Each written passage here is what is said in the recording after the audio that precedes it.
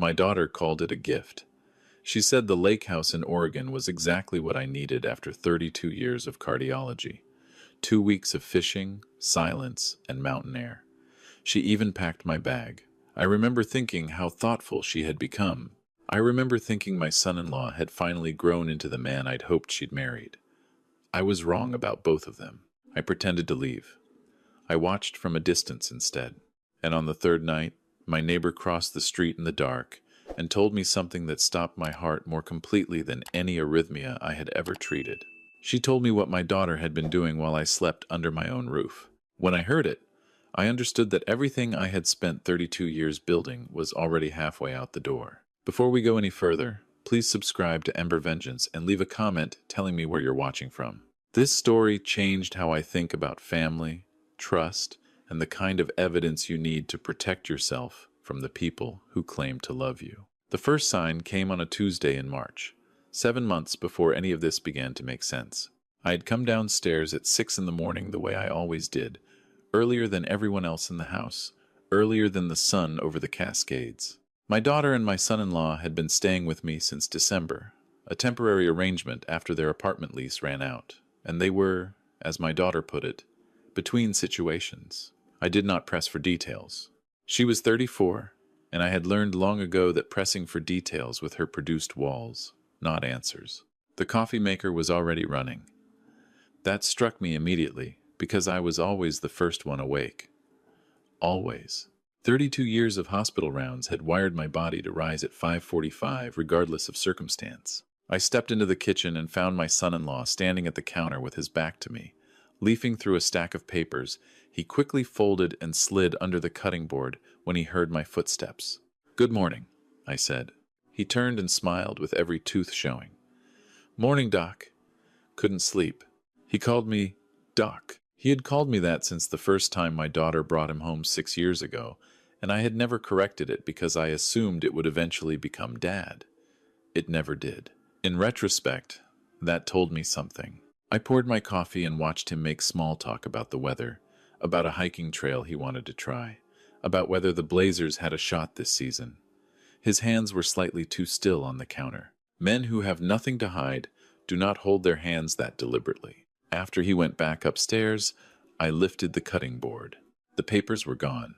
I stood there in my kitchen in the blue early light and turned that over in my mind the way I used to turn difficult diagnoses over, not rushing to a conclusion. Cataloging what I knew. He had been awake before me. He had been reading something. He had hidden it when he heard me coming. Those were facts. Everything else was speculation, and I had spent 3 decades learning the difference. Over the following 2 weeks, I began paying a different kind of attention. I noticed that my son-in-law had taken an unusual interest in my home office. He had been in there 3 times that I could verify, always with a plausible reason. Once to use the printer, once to borrow a stapler, once because he said he had heard a strange noise from the baseboard heater and wanted to check it. I checked after him that last time. The baseboard heater was fine. My filing cabinet, however, had a small dent near the lower lock that had not been there before, fresh metal showing through the paint. I checked the cabinet itself. Everything appeared to be in order, but my medical practice documents, the partnership buyout agreement from when I had sold my share of Portland Cardiology Associates 4 years ago, sat upside down in a folder that I kept facing one direction, always. A habit from years of chart organization. Someone had gone through that folder and replaced the contents without noticing that detail. The buyout settlement had been $480,000. My house in Southwest Portland was worth $900,000 on the current market. My retirement accounts, my investment portfolio, the vacation property I still owned on the Washington coast. My son-in-law was an accountant by training. He understood asset valuation better than most. My daughter came to me at dinner that same week. She brought it up the way people bring up things they have been rehearsing, just a little too smoothly, the words landing without the roughness of genuine, spontaneous thought. "Dad," she said, "have you thought at all about updating your estate documents, just to make sure everything is organized?" I set my fork down and looked at her. She held my gaze for 2 full seconds before looking at her plate. "What's prompting that?" I asked. She shrugged. You're not getting younger. We just want things to be clear. We. I filed that word carefully. My son-in-law added, without looking up, it's really just practical. Estate attorneys say most people wait too long. I made a non-committal sound and changed the subject to something about the neighbor's new fence. But I watched them for the rest of the meal. They communicated with their shoulders, the way couples do when they have developed a private language. His barely lifted. Hers fell slightly, confirmation passing silently across the table. That night, I lay in bed staring at the ceiling fan and gave myself permission to think the thought I had been keeping at the edges of my consciousness. My daughter and my son-in-law were planning something. I was 63 years old, in good health, in full command of my faculties, with no cognitive decline of any kind. But I had enough experience with estate litigation to know what it looked like when someone was building a case that those facts were not true. The questions about my documents, the gentle suggestions about updating my will, the survey of my assets, these were not the actions of people looking out for my well-being. These were the early stages of a framework to have me declared incompetent. I got up at 2 a.m. and went down to my office and sat in the dark for a long time. The anger came in one clean wave, and then I let it go. Anger is a poor tool for investigation. I had watched enough expert witnesses lose their credibility on the stand because emotion overtook methodology. I could not afford that now. What I needed was evidence. And to get evidence, I needed them to move freely, without knowing I was watching. I needed to disappear. It took me 4 days to plan it properly. I told them over breakfast on a Friday, keeping my voice easy and my posture loose. I had been thinking about the place in Washington, I said. The fish were running. I had not been up there since the previous fall. 2 weeks seemed right. My daughter's reaction came half a second too late to be genuine. That's wonderful, Dad. You deserve the break. My son-in-law said nothing for a moment, then looked up from his phone and smiled. Sounds perfect. Don't worry about anything here. Don't worry about anything here. I'd heard that before, 7 months earlier, almost word for word. I spent the next day performing the departure convincingly.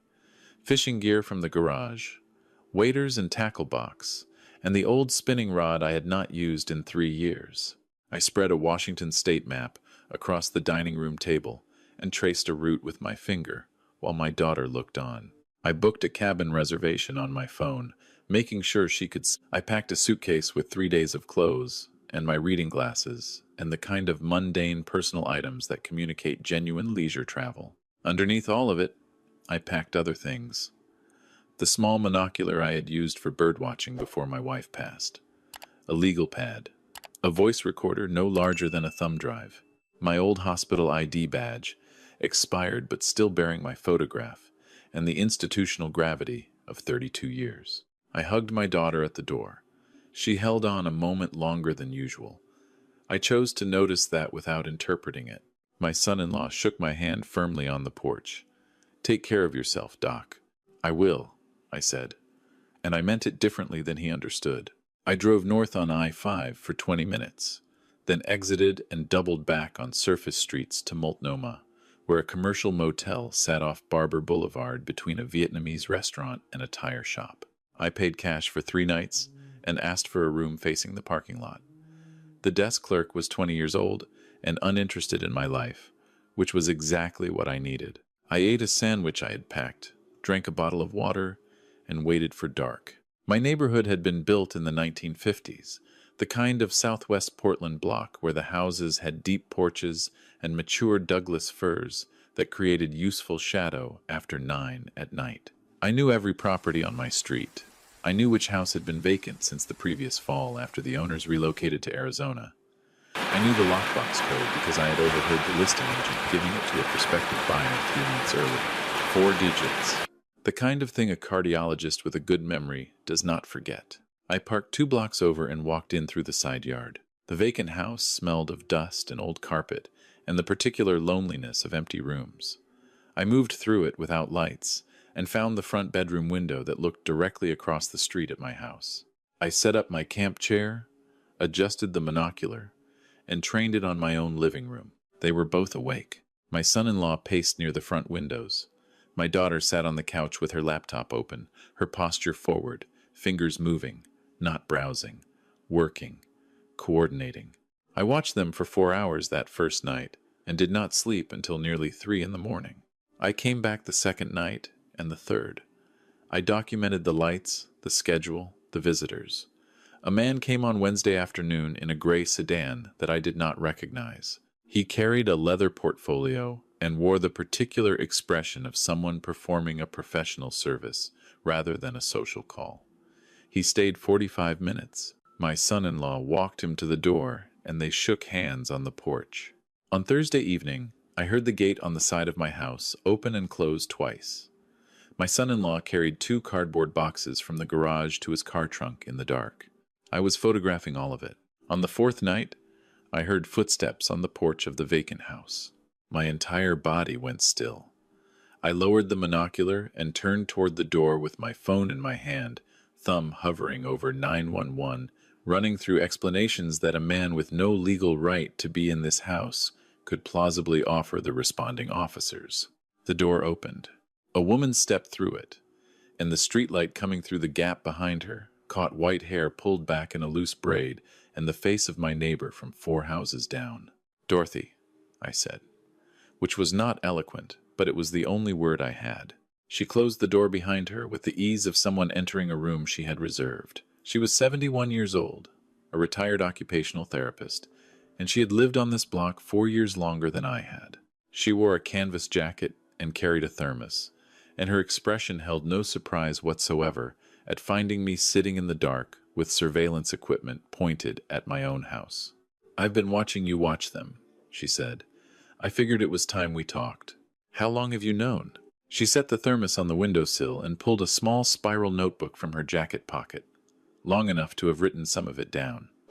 She flipped to a page near the middle. "The man in the gray sedan.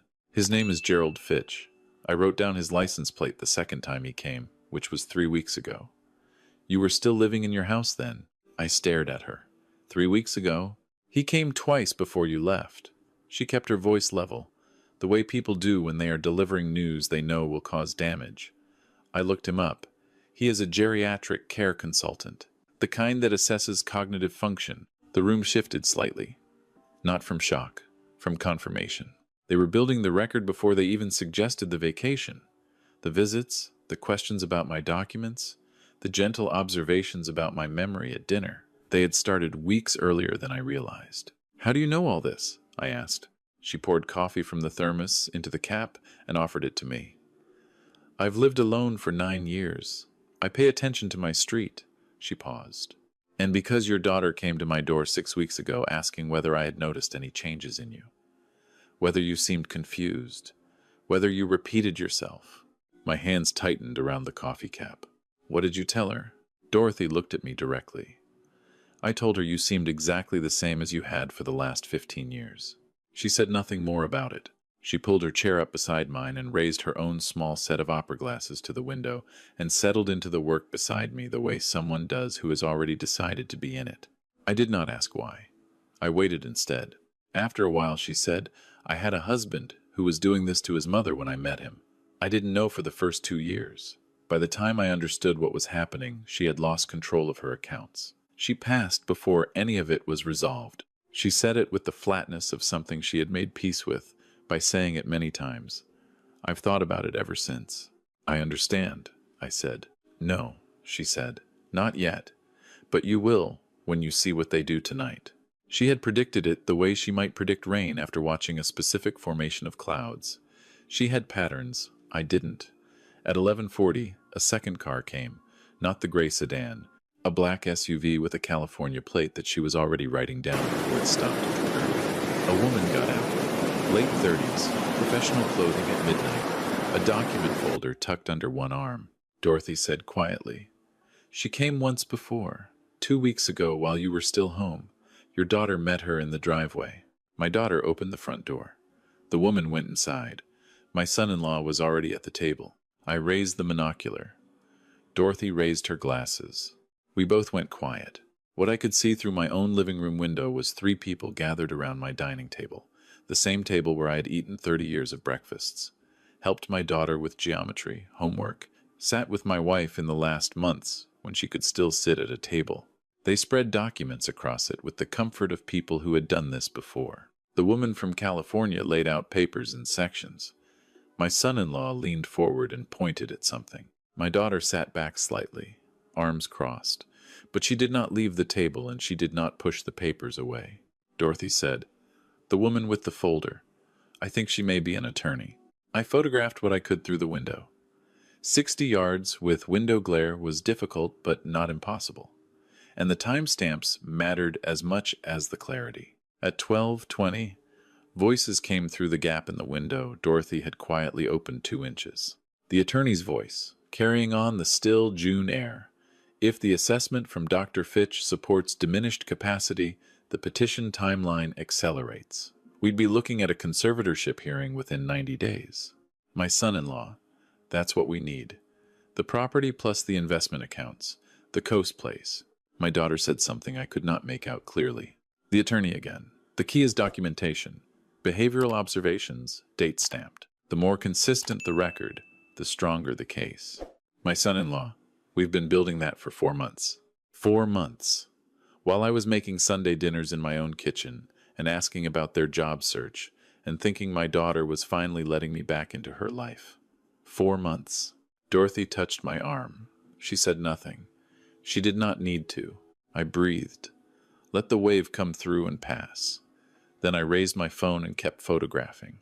The meeting ended at 1 in the morning. The California attorney walked out first.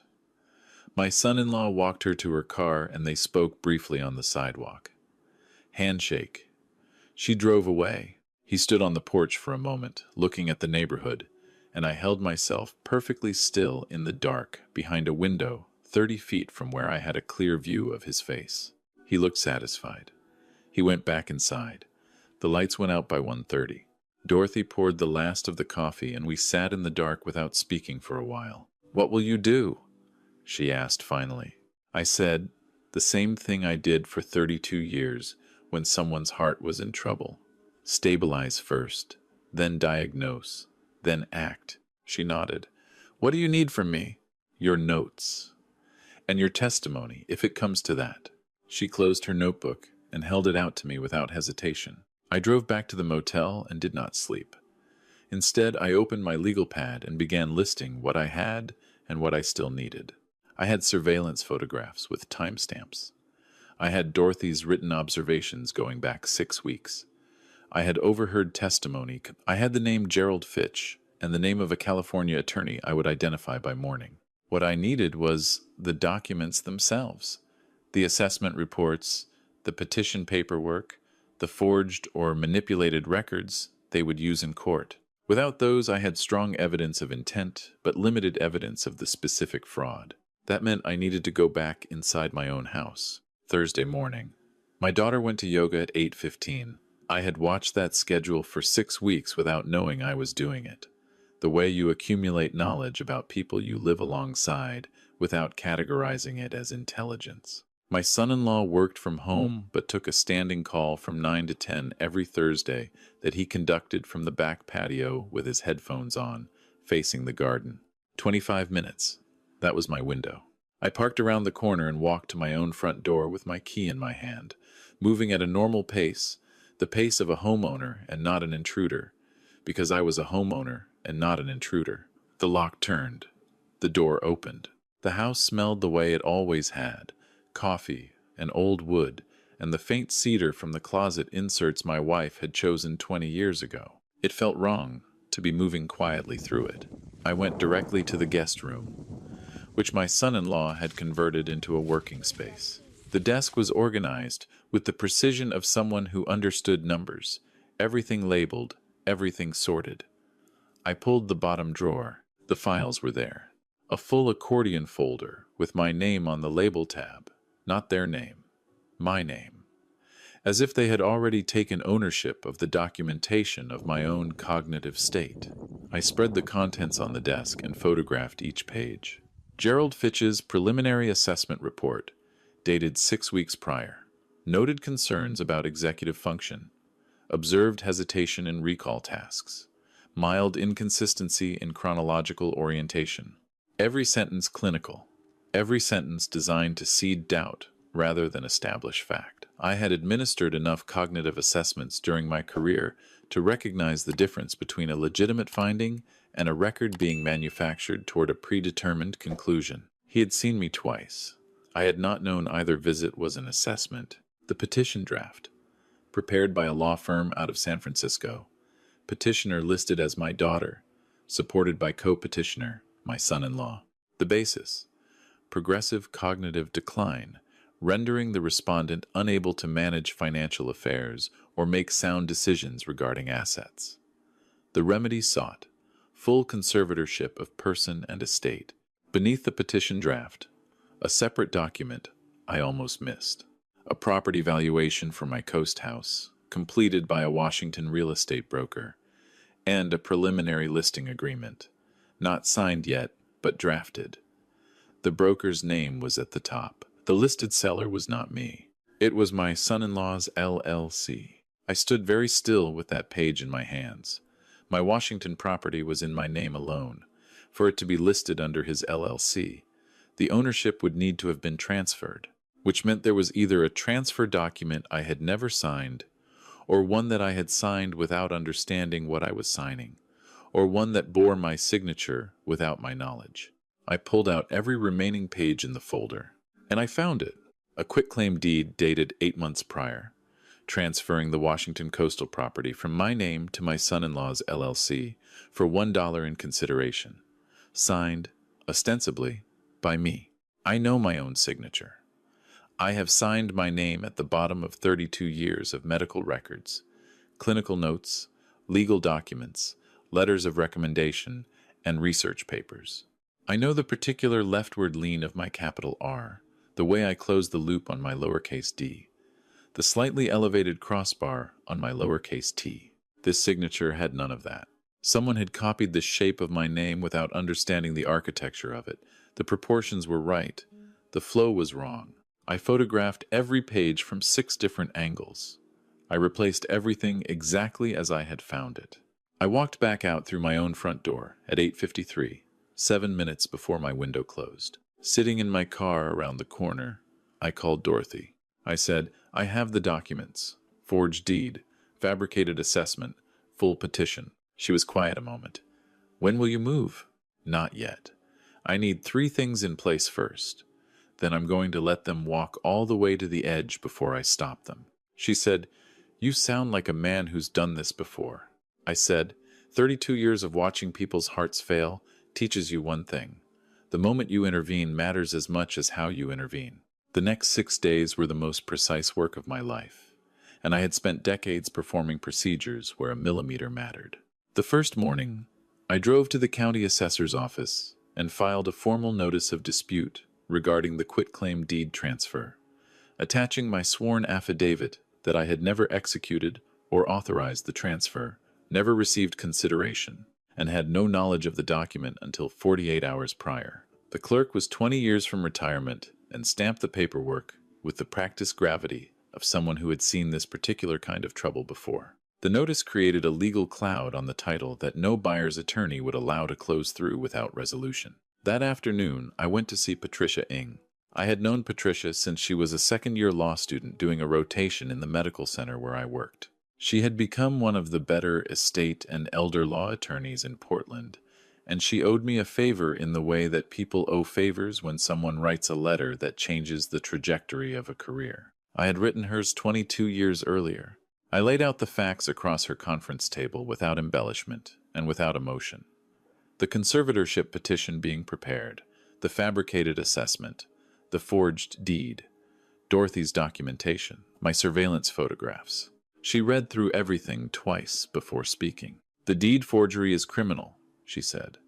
"The conservatorship petition, if filed on the basis of a fabricated assessment, is fraud on the court." She looked up at me. "You know what this means for your daughter." "I know." She held my gaze. "You're certain?"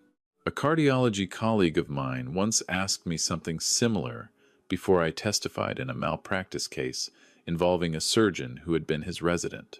I gave him the same answer then. I said, "What I am certain of is that if we do not stop this, someone else becomes the next victim. My certainty about that is the only certainty that matters. Patricia nodded slowly and began drafting. She filed 3 documents with Multnomah County Circuit Court over the following 2 days. A motion to void the fraudulent quitclaim deed pending forensic handwriting analysis. A preemptive declaration establishing my cognitive competency, supported by a formal neuropsychological evaluation I completed in one afternoon at a clinic across town. My scores were in the 91st percentile for my age group. The evaluating psychologist noted in her report that the subject demonstrated exceptional executive function and working memory. I kept 3 certified copies of that report. The 3rd document Patricia filed was a motion to compel disclosure of any conservatorship petitions pending or in preparation involving my name, giving opposing parties 10 days to respond. On my way home from Patricia's office, I stopped at Providence Medical Center and spoke for 40 minutes with a forensic document examiner. I had referred patients to over the years when their cases involved contested signatures. She agreed to conduct an expedited analysis of the quitclaim deed signature for a fee that I paid without negotiating. Her written report came back in 4 days. Conclusion: the examined signature does not match the known exemplars provided. Significant deviation in pen pressure, letter formation sequence, and connection style. High probability that the examined signature was produced by a different individual attempting to replicate the subject's handwriting style. I added it to the folder. By the time I returned from my supposed vacation, I had 4 folders organized by color and numbered by evidentiary weight. Dorothy had added 12 pages of dated observations to her notebook. Patricia had 3 court filings active. The county had a disputed title notice on record, and I had a neuropsychological evaluation confirming that the man whose capacity they planned to challenge was, according to every measurable standard, entirely competent. I drove home on a Sunday afternoon and pulled into my driveway at 3:15 with fishing gear in my truck bed that I had never used and a suitcase of clothes I had barely worn. My son-in-law came out to help carry things before I was fully out of the truck. His smile arrived correctly. His eyes made a quick calculation before settling. "You're back early," he said. "Something in my lower back," I said. "Wasn't worth pushing through." He nodded with practiced sympathy. My daughter came down the front steps and hugged me, and I let her, and I held the hug 1 beat longer than necessary, long enough to feel the tension she was carrying that she was trying to hide.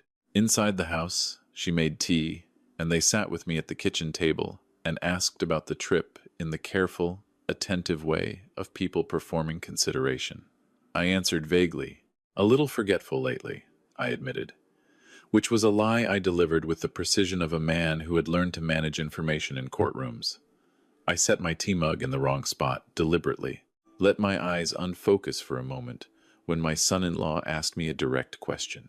Took slightly too long to retrieve the answer. His shoulders relaxed by a degree I would not have noticed if I had not been watching for exactly that. My daughter said gently, "Dad, I've noticed that too.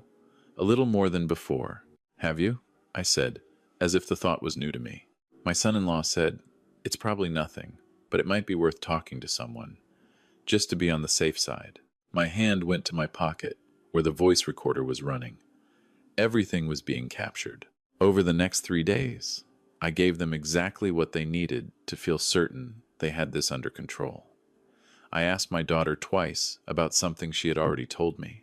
I left the stove on for 10 minutes longer than I should have, which I had never done in my life. I mentioned the coast house and then said, or was it the mountains?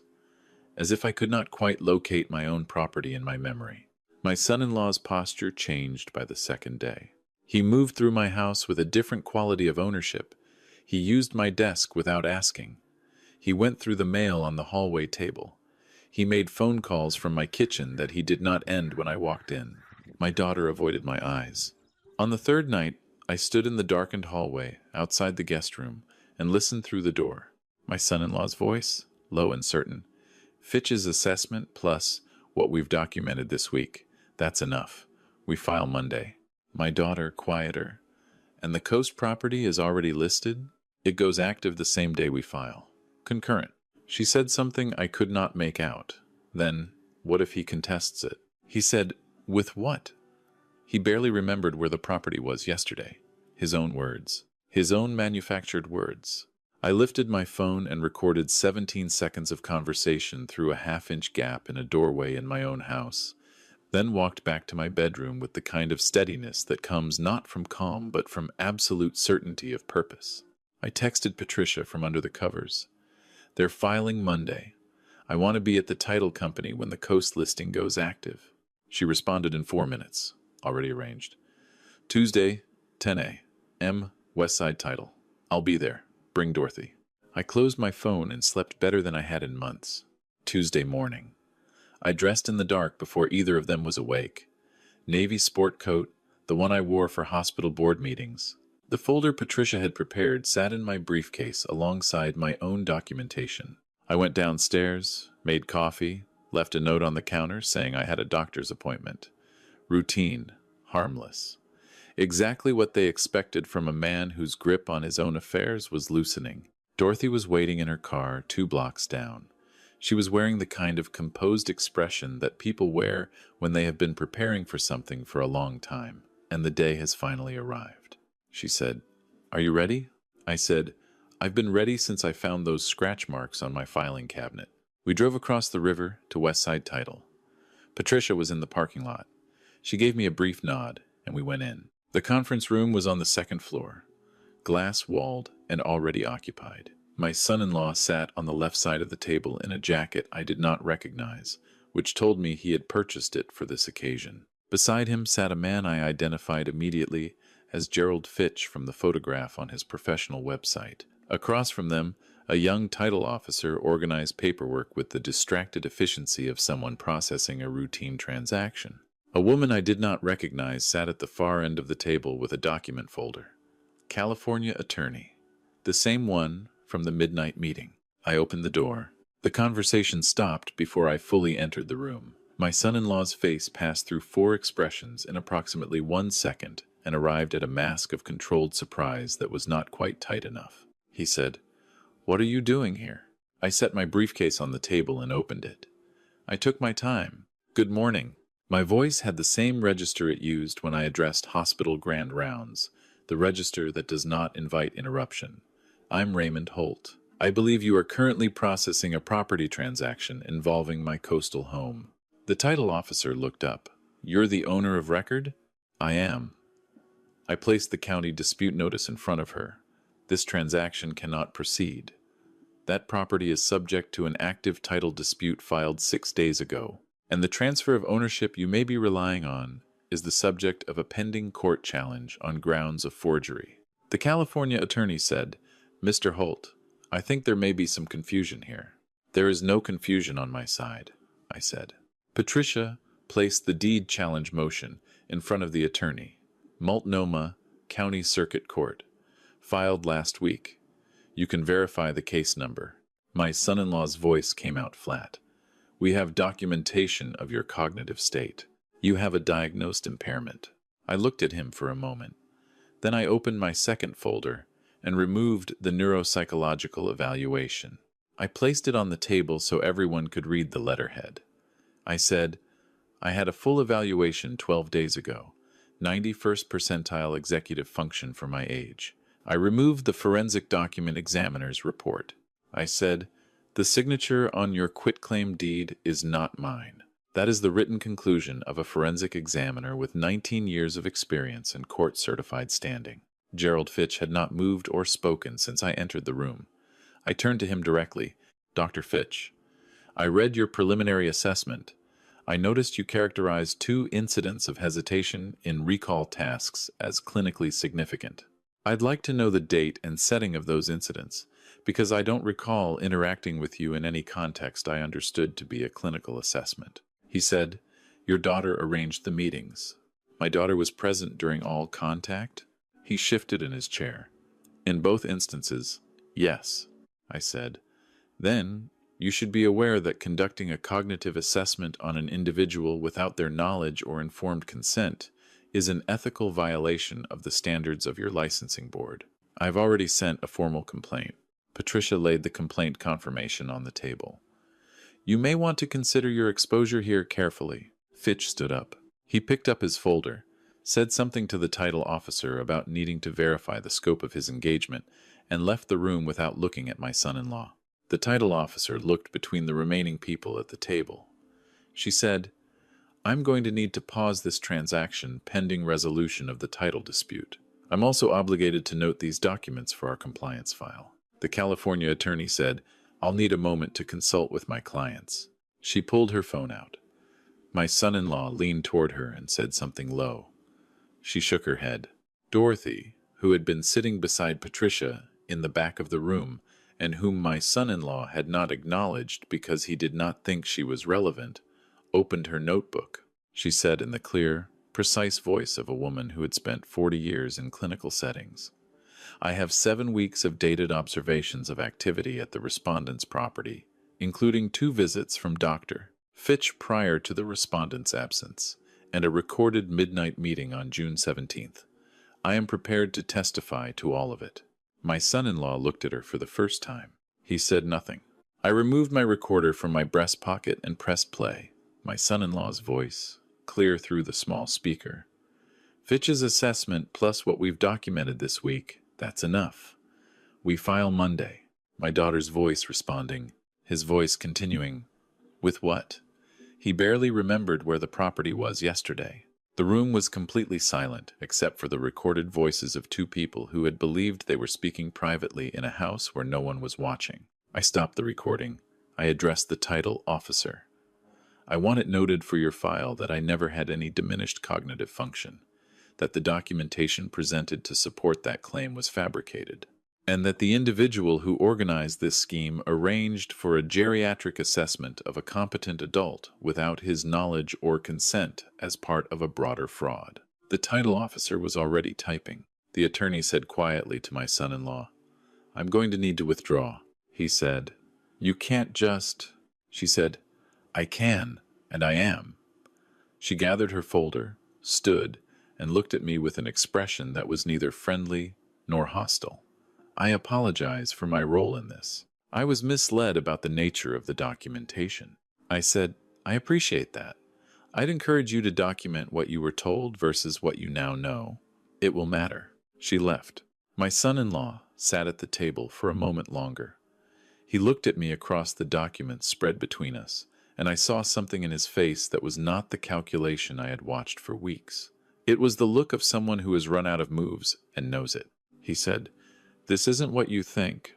I said, "I spent 32 years listening to people tell me things were not what they appeared to be. I became very good at determining when that was true. This is not one of those times." I closed my briefcase. I said to Patricia, "The criminal complaint is ready?" She said, "Filed this morning. Forgery, fraud, and conspiracy." I looked at my son-in-law one last time. I said, "You will need to be out of my house by the end of this week. If your things are not gone by Friday, I will have them removed. Do not contact me except through an attorney." He opened his mouth, and I turned away and walked out. In the elevator, Dorothy said nothing until the doors closed. Then she said, "How do you feel?" I said, "The way I feel after a difficult procedure. It's not over yet." But the critical moment passed without catastrophe. She said, "What about your daughter?" I had been carrying that question for the entire preceding week, turning it over the way you turn over something that has sharp edges.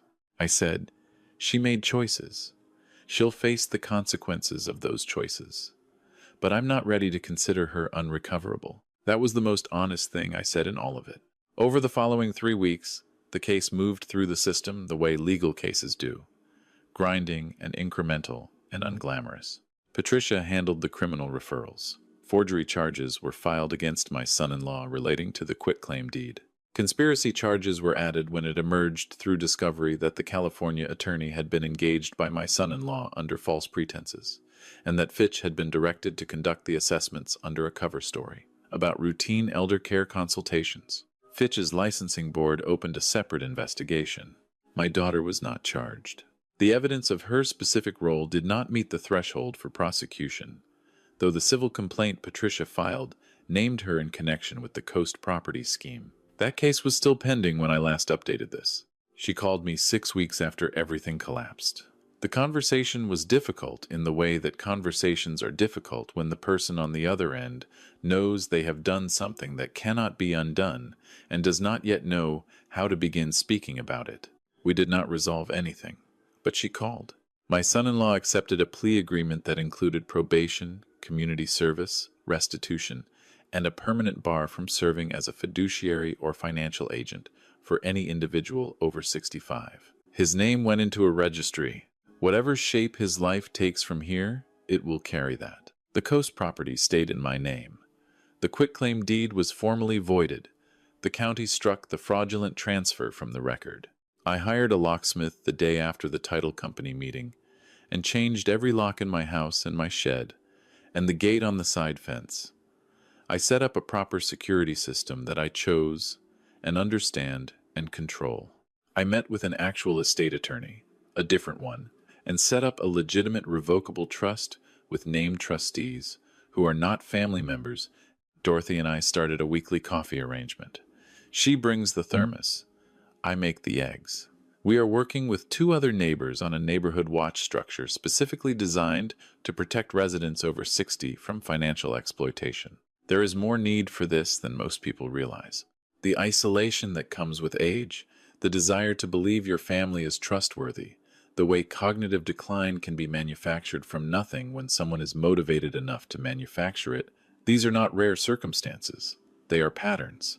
I know them now in a way I did not 6 months ago. There are things I wish had gone differently. I wish my daughter had said something to me instead of becoming part of it. I wish I had noticed the scratch marks on the cabinet 4 months earlier. I wish the friendship with my son-in-law had been what it pretended to be, because the version of him that did not exist was someone I genuinely liked. But I learned something in 32 years of standing at the edge of cardiac events and making decisions in the specific kind of silence that exists when a monitor alarm has stopped and the room is waiting. I learned that the difference between a good outcome and a catastrophic one is almost never capability. It is almost always whether someone was paying attention. I was paying attention. In the end, that was enough. If this story reached something in you, please like the video and subscribe to Ember Vengeance. Drop a comment and tell me where you are watching from. If you have ever faced something similar, or if someone you know is facing it right now, I would very much like to hear about it. The next story is waiting for you in the box to the left. Take care of yourself out there and pay attention.